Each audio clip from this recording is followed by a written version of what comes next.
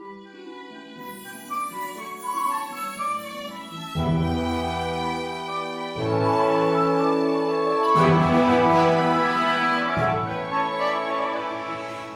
¿cómo les va? Muy buenas tardes, bienvenidos a esto que es Turismo en Vivo, un ciclo de charlas que estamos haciendo desde la agencia Córdoba Turismo, desde los días miércoles a los domingos a las 19 horas. El día de hoy vamos a estar conociendo el legado jesuita y va a estar contándonos Blanca Peralta, más conocida como Cookie. Ella es licenciada en turismo, es guía de turismo y también es cofundadora de Destino Córdoba. En el año 1599, los jesuitas se instalaron en nuestra región y a partir de ahí empezaron a desarrollar un montón de cosas que Cookie nos va a contar. ¿Cómo andás, Cookie? Te estamos viendo. Qué lindo tenerte Ah, acá compartiendo la pantalla. hola, Vale, me encanta este desafío de las nuevas tecnologías, de los nuevos formatos. Yo entré un poco obligada a este formato, pero bueno, feliz de poder compartir este momento. Mira, Cookie, te quiero contar que acá ya hay gente de Chile que nos está viendo, de Brasil, de Comodoro Rivadavia, Mar del Plata. A mí me encanta porque nos van contando desde dónde nos miran. Y entonces, en el caso tuyo, vas a contar todo acerca de la manzana y las estancias jesuíticas. Y ellos viajan por Córdoba gracias a tu charla, gracias a este conexión en vivo que estamos haciendo. Y bueno, hay gente de Achiras, de Santa Fe. Mira, acá le encanta la manzana jesuítica, pero no conocen las estancias. También les comentaba de que pueden ingresar a la página de la agencia y verlo en 3D, que es una posibilidad siguiendo desde nuestra casa, meterte en la computadora e ingresar y poderlo ver desde la compu, desde casa. Pero bueno, contanos un poco, ¿quiénes eran los jesuitas? ¿Cómo pudo ser que esos jesuitas vinieron a este territorio acá al sur de América, a la Argentina, que en ese entonces que era virreinato? Contanos un poquito, entranos en esa época. Dale. Bueno, nos tenemos que remontar al siglo XVI. En realidad nos tenemos que remontar al virreinato del Perú, porque ni siquiera existía el virreinato del Río de la Plata. Primero tenemos que hablar del comienzo de los comienzos, ¿no? Que Jerónimo Luis de Cabrera, ese andaluz, andariego, desafiante y orgulloso, se le ocurrió llegar a nuestras tierras. En realidad no es que se le ocurrió, tenía un mandato, tenía una orden bien determinada, que no era precisamente la de fundar una ciudad, era la de fortalecer una aldea que ya existía en Santiago del Estero, en la zona de Santiago del Estero. Viste que Santiago del Estero es la madre de las ciudades. La primera fue, ¿no? Que se fundó. Exactamente, exactamente. Entonces, bueno, Jerónimo Luis de Cabrera decide desobedecer este primer mandato del virrey y continúa más hacia el sur. Estoy haciendo una historia como bastante resumida. Bien. Y no quieras imaginar cuando desde Santiago del Estero empezó a descender y a ver un valle verde intenso, un pozo, porque verdaderamente la ciudad de Córdoba es un pozo. Entonces, razón por la cual tenía características climáticas bastante diferenciadas. De hecho, es la ciudad que tiene el clima continental templado más estable de la Argentina. Y fíjate qué visionario Jerónimo Luis de Cabrera en esta desobediencia, porque él sabía que estábamos en el corazón, porque la ciudad de Córdoba está a 700 kilómetros del Océano Atlántico. Por lo tanto, la humedad va a venir atemperada por la pampa. Y estamos a 600 kilómetros de la cordillera de los Andes. Por lo tanto, el frío de Humboldt también se va a detener con la altura de la montaña.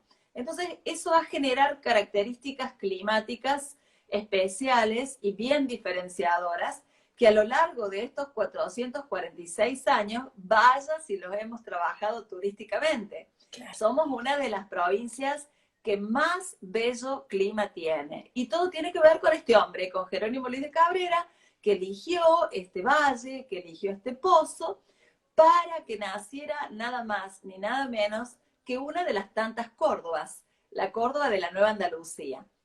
Y bueno, después va a venir después del fuerte, va a venir la idea de dibujarla a la pequeña aldea, de dibujar el primer mapa de la aldea. Y te cuento que la ciudad de Córdoba, esa pequeña aldea al comienzo tenía 70 manzanas, nada más. 70 manzanas que iban de norte a sur y de este a oeste.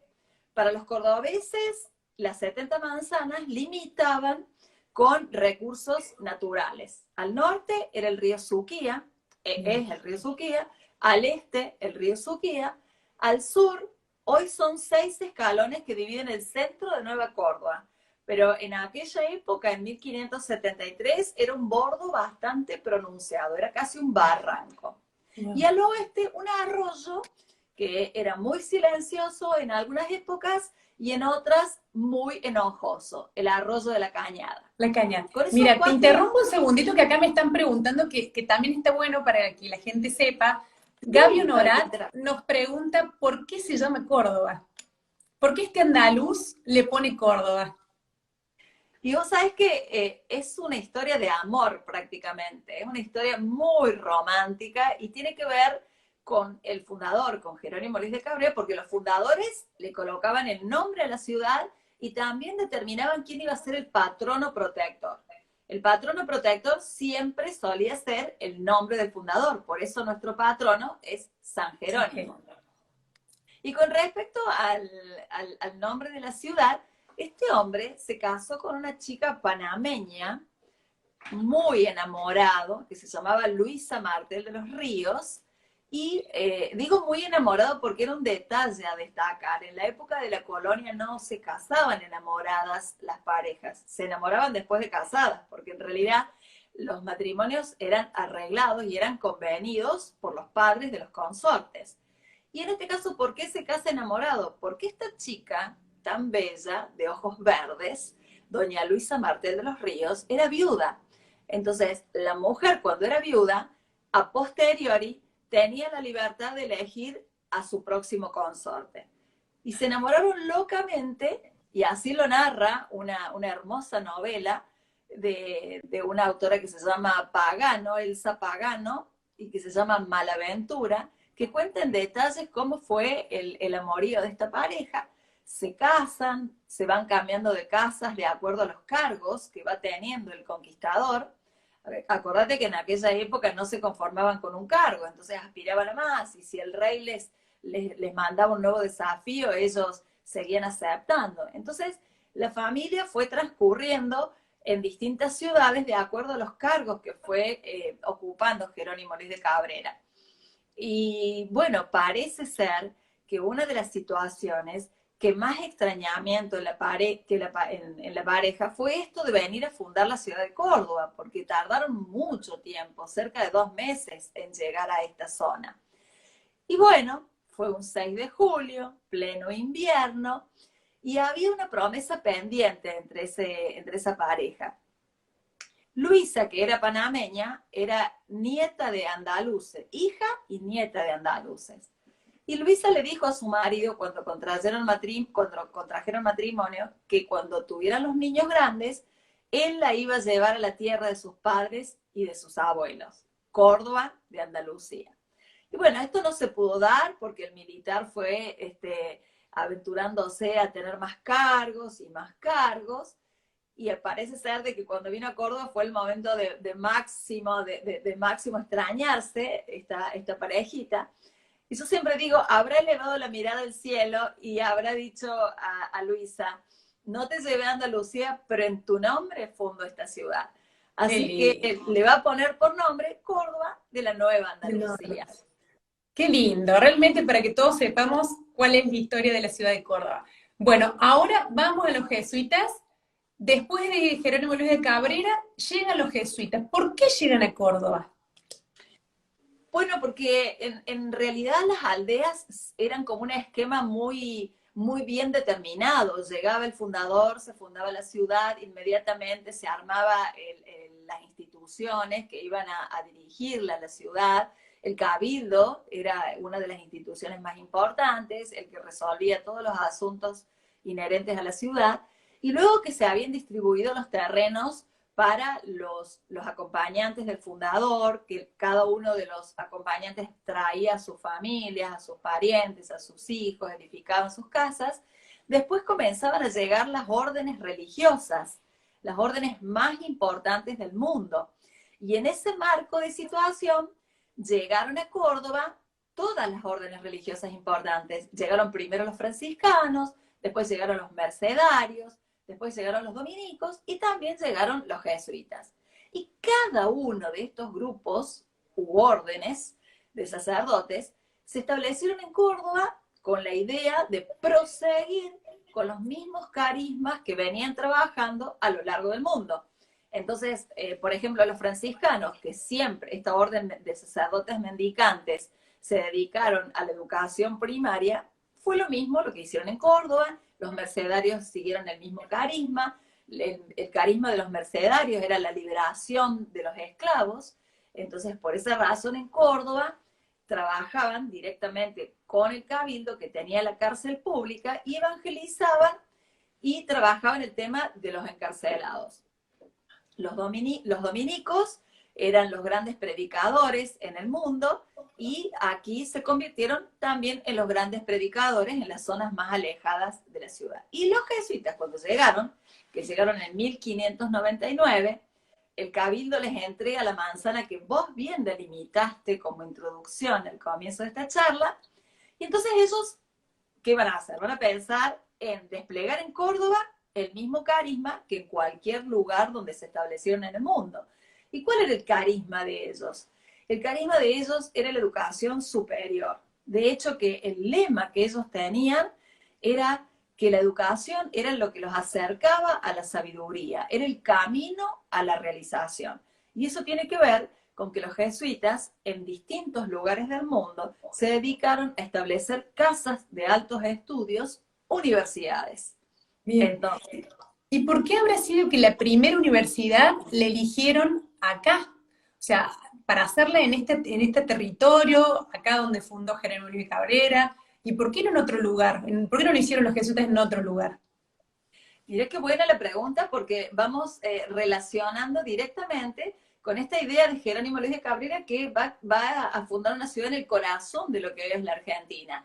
Y los jesuitas tomaron muy en cuenta también de que estas tierras estaban en el medio de la Argentina. Y si ellos querían fundar una casa de altos estudios, tenían que hacerlo en un lugar geográficamente estratégico, para que estudiantes de Bolivia les fuera de la misma manera que vinieran del sur de la Argentina o de Chile o de distintos países.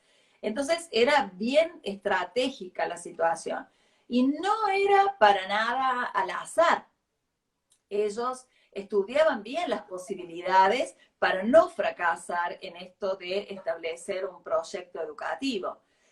Acordate que ellos primero, bueno, para decir la historia de los jesuitas en América, primero vinieron a Canadá, después vinieron a México, y con lo que respecta a América Latina, ellos crearon la provincia jesuítica de Perú, la del Paraguay y la de Brasil. La historia de nuestra universidad tiene relación directa con la provincia jesuítica del Paraguay, donde ellos crearon ese sistema de misiones jesuíticas que todos conocemos y que algunas son patrimonio de la humanidad, en Misiones, por ejemplo, las misiones de San Ignacio. Bueno, cuando ellos estaban establecidos ahí, es cuando van a enviar a 2 sacerdotes para que hicieran una exploración. Todo lo que ahora se llama estudio de mercado, ellos lo llamaban misión volante. Y esa misión volante tenía por objetivo hacer un estudio bien exhaustivo de clima, cuánto llovía, cuánto no llovía, qué se cultivaba, en qué épocas, qué templanza y qué carácter tenían los primeros habitantes, porque de pronto si los comechingones hubieran sido rebeldes y malos, tal vez no les convenía a ellos elegir este terreno para crear una universidad. ¿Cómo eran los vecinos, los encomenderos? Si eran buenos, si eran solidarios. Entonces, luego de hacer esta evaluación, se llevaban todas las respuestas, así como un examen, se lo llevaba a Europa y donde estaba la casa mayor, donde está la casa mayor de los jesuitas, y ahí se hacía la evaluación definitiva y se tomaba la determinación si el lugar era apto o no para establecer una universidad. Y por todo Y lo que fuimos dijimos aptos. fuimos aptos, sí, sí. Salimos aptos, sobresalientes, diría yo. Un clima generoso, unos nativos sumamente tranquilos, sumamente hasta cariñosos, digamos, porque los comechingones se caracterizaron por ser de muy buen humor, de no rebelarse. Entonces, todo estaba listo para que estos fantásticos sacerdotes eligieran a Córdoba, primero para un proyecto educativo, y después vieron que todo iba tan bien que se pasó de los límites y fue un proyecto evangelizador, un proyecto económico, que para traducirlo fueron las estancias jesuíticas. Primero quería saber, a ver, hicieron la universidad, ¿por qué el nombre de la Casa de Trejo? ¿Y quiénes eran las personas que podían asistir a esa universidad? Cierto, es interesante. En primer lugar, los chicos o los noticieros muchas veces dicen la Casa de Trejo de una manera cariñosa, porque el obispo Trejo, Fernando de Trejo y Sanabria, era obispo de Córdoba en el año 1613, cuando los jesuitas hacen realidad la universidad. Y este obispo va a tener un papel fundamental, porque fue quien propició que la universidad fuera en Córdoba, porque ya te voy a contar todo lo que pasó en el medio, y él, además de propiciar, él donó gran parte de su dinero personal para que los jesuitas se decidieran definitivamente por Córdoba, porque hubo algunas historias entre medio que nos hicieron tambalear y que casi perdemos la universidad. Entonces, a la hora de rendirle un homenaje en el patio principal de la universidad, es al gran padrino, el obispo Trejo. Entonces de ahí quedó que es la Casa de Trejo. Qué bueno. Y en segunda instancia, me preguntabas quiénes podían ir a la universidad. Sí. Y bueno, te diré de que no era fácil ir a la universidad en el siglo XVII. Tenías que tener mucho dinero, porque era una universidad privada. Tenías que ser hombre, mira qué detalle, tenías que ser hombre. La educación estaba dirigida solamente a los hombres, pero tampoco no a cualquier hombre, sino que tenía que ser de origen noble, tenía que tener su escudo de familia. Si tenías algo en la sangre que viniera, alguna herencia afrodescendiente, no te iban a dejar entrar. Así es que había varios requisitos en aquel entonces. A lo largo de todos estos siglos se fue flexibilizando, fueron ampliándose la oferta educativa, fue para ambos sexos, no fue tan estrictamente católica, porque al ser una universidad creada por los jesuitas, fue muy estructurada y muy monacal. Entonces, la flexibilización se va a consolidar muchísimos años después de la nacionalización. O sea, ya estaba hecha la universidad, entonces, ¿para qué crean estas estancias? ¿Con qué finalidad las hacen? Bueno, para hablar un poco de las estancias, vamos a hablar de la instancia previa a la creación de la universidad.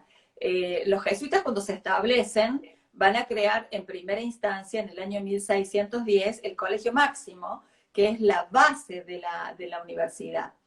Pero a la vez que se preocupaban en la edificación de la universidad, ellos eran unos curas de avanzada y ellos en la evangelización trataban de exponer a los nativos el valor del trabajo, por ejemplo. Y ellos les enseñaron a los nativos que participaban de los oficios religiosos que a un determinado trabajo debía existir una determinada paga. Entonces, ¿a qué estaban atentando los jesuitas con esta proclama? A romper el esquema cerrado que estaban manteniendo los encomenderos españoles. Evidentemente, los encomenderos españoles deben haber tenido muchos esclavos y a nadie se le pagaba nada. Entonces, de pronto, los jesuitas van a abrir los ojos a los nativos, y estos nativos se rebelaron un poco Y a su vez estos encomenderos van a ser un poco mezquinos, dejaron de darles donaciones, dejaron de aportar a la causa educativa.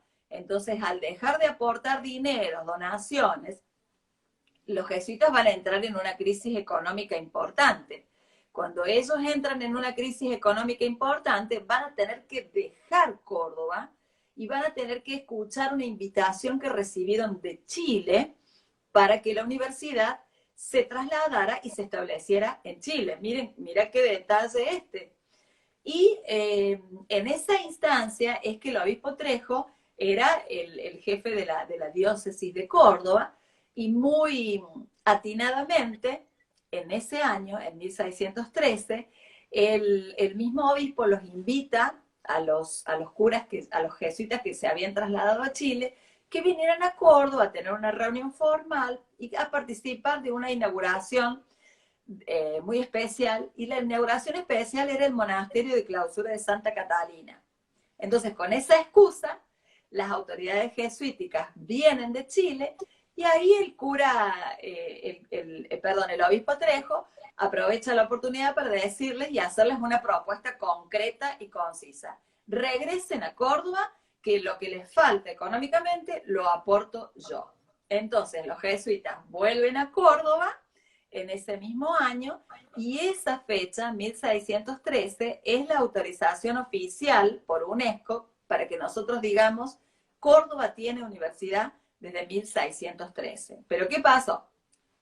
Cuando ellos se vuelven a reinstalar, van a tener que buscar otros horizontes económicos, porque sabían que no tenían el aval que habían tenido en la primera etapa. Entonces comienzan a pensar que con las donaciones que habían recibido, estaba bueno adquirir tierras fuera de la ciudad de Córdoba. Entonces, de esa manera van a nacer este sistema económico que trabajó a modo de cadena, y con lo que obtenían del trabajo de la tierra, del ganado mular, por ejemplo, ellos tenían el dinero para sostener ese proyecto económico tan importante de la ciudad, que no solamente era la universidad, sino que era un noviciado y que era el convictorio de Montserrat, esa hospedería que ellos habían creado también. Entonces era un sistema educativo muy grande, muy difícil de mantener, y se hizo posible gracias a lo que obtenían en las estancias jesuíticas. Y contanos un poquito, ¿a dónde estaban ubicadas? ¿Cómo se llamaban? ¿Y qué se hacía en cada una de esas estancias? Y bueno, si vamos por orden, la primera estancia que ellos adquieren es la estancia de Carolla. Esa estancia de Carolla que, bueno, tiene una historia larga, porque esa estancia perteneció a don Ignacio Duarte Quirós, un cura, un presbítero que vivió en Córdoba, que la adquiere. Cuando no la puede mantener, se la vende a los jesuitas, y esto sucedió en el año 1616. Esta estancia fue la primera, y está ubicada en la localidad de Colonia Carolla, que está a 50 kilómetros al norte de la ciudad de Córdoba. Es re fácil llegar porque tenemos una autovía fantástica. Y esto está bueno destacarlo, la conectividad terrestre que tenemos en la actualidad nos permite hacer paseos históricos muy rápido, en un día te diría. Bueno, esa es la que le comentaba recién a la gente que nos está mirando, de que se puede hacer visitas en 3D. O sea, ingresan a la página de la Agencia Córdoba Turismo, que es cordobaturismo.gov.ar, ingresan a esa parte y en 3D pueden ver toda la estancia de Carolla. Bueno, ¿y qué otras estancias habían? ¡Qué bueno! Bueno, después de la primera estancia, donde ellos se establecen en 1616, se dedican a la agricultura, y también la van a utilizar como lugar de recreación de los estudiantes. Entonces los estudiantes pasaban el periodo lectivo en la universidad, en la ciudad de Córdoba, y luego un tiempo iban a la estancia de Carolla. Debe haber sido muy lindo pasar las vacaciones allá con otra programación que no era tan estricta. En ese lugar, en Carolla, les enseñaba las tareas rurales, por ejemplo.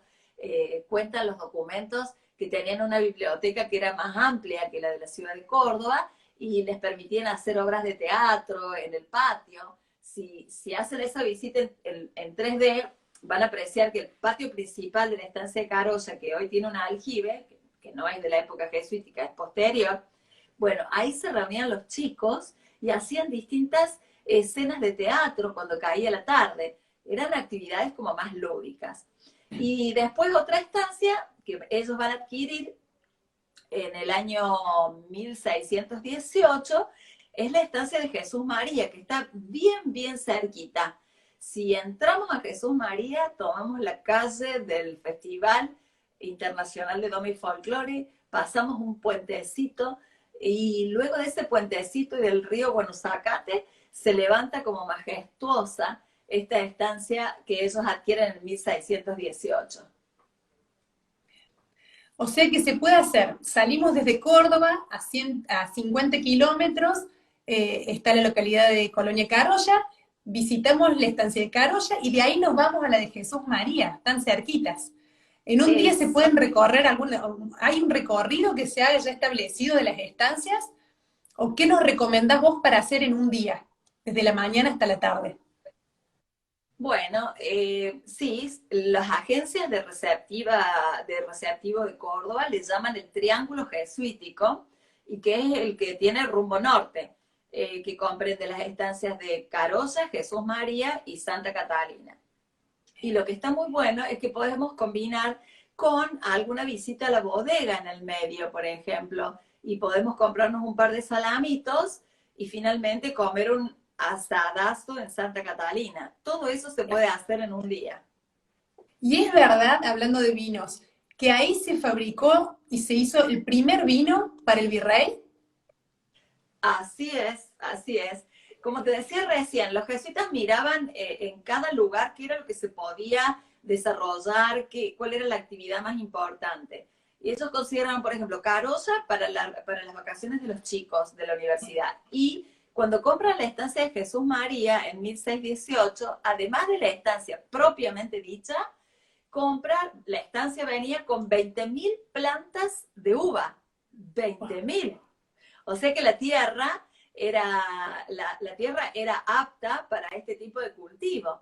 Entonces ellos prosiguieron con esa misma actividad a tal punto que edificaron una bodega que hoy se puede visitar en la misma estancia de Jesús María. Está el espacio donde funcionó esta bodega. Y en esta bodega es donde se fabricó el primer vino de todo el virreinato del Río de la Plata, que se llama Lagrimilla de Oro, y que cuentan los documentos, porque los jesuitas mandaban las cartas anuas que iban a Europa, donde constaba todas y cada una de las actividades y del accionar de eso. Y en esas cartas queda documentado que el vino Lagrimilla de Oro de Jesús María, Córdoba, Argentina, se colocó en la mesa del rey de España. Ah, mira vos, y ahí arrancamos con la tradición de los vinos acá en Córdoba. Qué lindo eso. Bueno, sigamos con la Santa Catalina, que también está ahí cerquita. ¿Qué hacían ahí? ¿Qué era lo que...? Bueno, decís que en una hacían vinos, en la otra era recreación, y en Santa Catalina...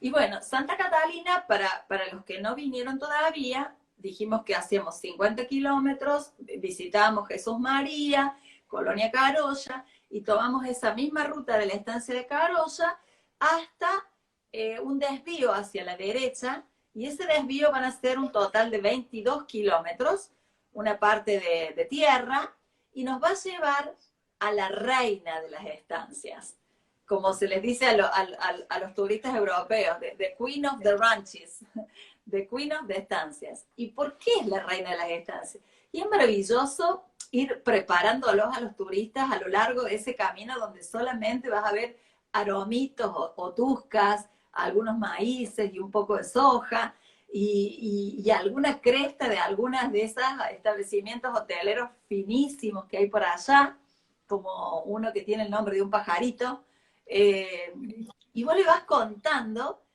y le decís ante sus ojos y rodeado de la nada, una catedral alemana. Y es así, a medida que vas avanzando, vas viendo el cupulín, después vas viendo parte de la torre y de pronto llega a tu mirada una verdadera catedral alemana. Esa es la estancia de Santa Catalina porque, bueno, fue diseñada por arquitectos alemanes. Una iglesia maravillosa, se conservan los patios, se conserva el lugar del antiguo noviciado, que suele ser como marco para algunas fiestas importantes en la actualidad. Y un detalle increíble, el lugar donde vivían los esclavos, el barrio de los esclavos o la ranchería está, no digo intacto porque las rancherías se hacían con adobe, entonces eso a lo largo de estos 4 siglos que pasaron no están en las mismas condiciones que los muros de la universidad, que ellos se dedicaron a trabajar la cal y el canto rodado, y esa es la razón por la que están intactos. Pero se deja ver el portal de entrada, los cimientos, algunas de las habitaciones, y ahí te vas a encontrar con gente maravillosa para comer un asado, o si no, una señora muy viejita que se llama Mariguita, que vive en parte de esa ranchería y que también te puede hacer los mismos huevos Kimbo que hacían los jesuitas hace 400 años. Qué lindo, qué bueno, también esos datos que nos estás dando. Qué ganas de ir y recorrer. Bueno, ¿querés que vayamos para Altagracia? ¿Quieres Dale, contarles dale. de allá? Dale. Dale, cambiamos el rumbo y ahora nos vamos a dirigir, puede ser por la ruta provincial 5, que está hermosa y que es en gran parte autovía, o si no, ahora tenemos una alternativa, o desde hace un tiempo tenemos una alternativa hermosa que es ir por por la ruta 20, autopista Villa Carlos Paz, y tomar el empalme de Falda del Carmen. No se entusiasmen, como con la quebrada del Cañete, sino que tienen que seguir derecho por la de Falda del Carmen y así acceder a la maravillosa ciudad de Altagracia. Creo que es una de las ciudades más maravillosas de la zona sur. Es tan cerquita, tan fácil llegar a Altagracia. En menos de una hora ya llegas a esta ciudad de historia, de naturaleza, y que tiene gente tan amorosa que siempre te recibe con cariño allí. Y en la ciudad de Altagracia también tenemos que destacar y rescatar la presencia jesuítica. Tal vez la historia no es la misma que las otras estancias del norte, que de una manera u otra fueron adquiridas por los jesuitas. En este caso estamos hablando de que se trata de una propiedad privada. Existía en el siglo XVII una propiedad de un señor de apellido Herrera, que se casa con una señora, tiene una hija, el señor se muere, la señora se vuelve a casar con otro Herrera y toma la estancia, el segundo marido, el segundo Herrera toma la estancia del primer esposo y le pone por nombre Estancia de Altagracia. Bueno, este señor Herrera tuvo una vida muy, muy triste porque al poco tiempo se le muere la mujer.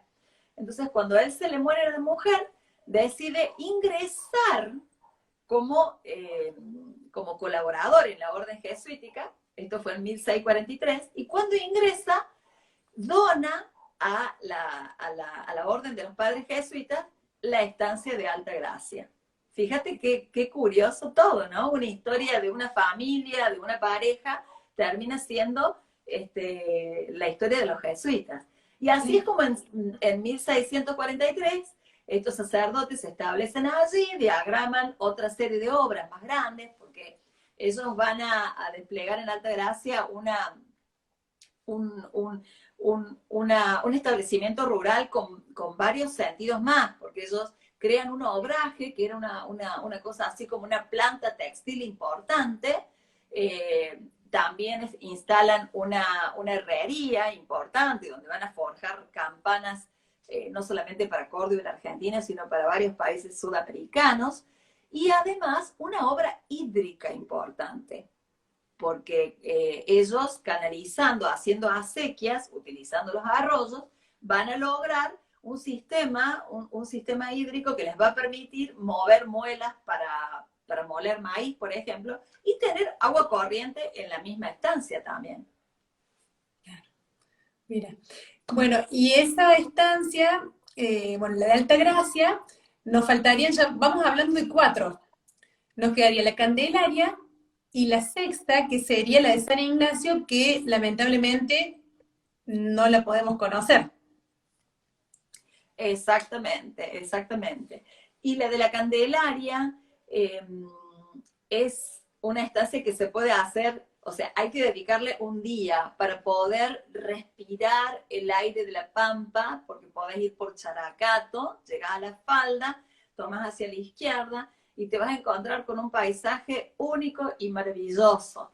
En una de esas partes de las Pampas, cuando vas descendiendo, vas a ver una manchita blanca que es la iglesia de la Candelaria, que es la iglesia Santa Bárbara, perdón.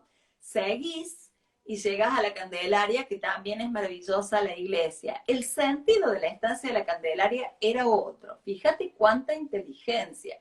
Ellos en la Candelaria hacían el invernadero de las mulas que iban a Potosí. Estamos hablando de una época en la que el comercio de mulas daba mucho dinero y en Córdoba se enviaban y se vendían mulas para que trabajaran en las minas de plata del Potosí. Pero ahí los jesuitas tuvieron un poquito de resistencia. Había grupos de indígenas que eran un poco rebeldes, entonces tenían como una estancia más cercada, más preparada para la observancia no del enemigo, sino de los nativos. Y por esa razón es que esa estancia quedó un poquito más destruida que el resto, pero ahora hace poco tiempo se ha recuperado, hace un par de años que se ha recuperado, y es un sitio maravilloso para visitar. Y si querés, podés volver por el otro lado, por Villa de Soto, y haces una excursión de día completo fantástica. Y bueno, y contanos qué pasó con la estancia San Ignacio. ¿Por qué no hay forma que la vayamos a visitar? Bueno, vos sabés que, bueno, como guía de turismo, los guías de turismo somos un poco intérpretes del patrimonio y acumulamos la información que nos dan los arquitectos y los historiadores. Y el arquitecto Venturini, que vos lo conoces mucho, explicaba muy sintéticamente cómo es este proceso. Ellos tenían como varias etapas en las construcciones. La primera parte, cuando ellos se establecían en el sitio, la primera parte, el primer material que utilizaban para construir los muros, eran materiales los que le daba la naturaleza, o sea, el adobe y de barro. Y la estancia de San Ignacio es una estancia casi que se va a empezar a construir cuando se estaba acercando la definitiva expulsión de ellos. Entonces ese proyecto de estancia quedó casi trunco. Así es que no logró ser un patrimonio tangible. Bien, entonces lo que es patrimonio son las 5 estancias, que es la de Carolla, la de Jesús María, la de la Catalina, ¿Sí? La Candelaria, Santa Catalina, Candelaria y Altagracia. Y Altagracia. Y la manzana jesuítica. Y la manzana jesuítica, exactamente, que por tratarse de distintas no disciplinas, de distintos temas, un tema educativo, el otro tema es económico y evangelizador, la declaratoria como patrimonio de la humanidad se llamó Al Conjunto. Bien. Bueno, Cookie, realmente nos has explicado todo tan lindo. Hicimos un recorrido por toda la provincia, visitando las estancias, visitando en la ciudad de Córdoba la manzana jesuítica. Te queremos agradecer por todo esto que nos has hecho volar un poquito con la imaginación. Para los que quieran ver la estancia La Candelaria y Carolla, ingresando a la página de la Agencia Córdoba Turismo, pueden verlo en 3D. Bueno, Cookie, muchísimas gracias por todo. Nos veremos pronto seguramente para charlar algún otro tema porque lo haces muy lindo. Y bueno, y seguramente también personalmente nos volveremos a ver en unos días o cuanto antes, ojalá. Bueno, la agradecida realmente soy yo, a vos, a la Agencia Córdoba Turismo, que me dieron esta posibilidad de poder guiar, aunque sea en casa, porque tengo muchas ganas de guiar. Claro. Así que muchísimas gracias. Bueno, un beso grande para toda la familia, toda la gente de Destino Córdoba. Chau, chau. Chau, chau. Mi nombre es Vale Levó y los esperamos a las 19 horas, desde los miércoles a los domingos con diferentes temas. Chau, chau.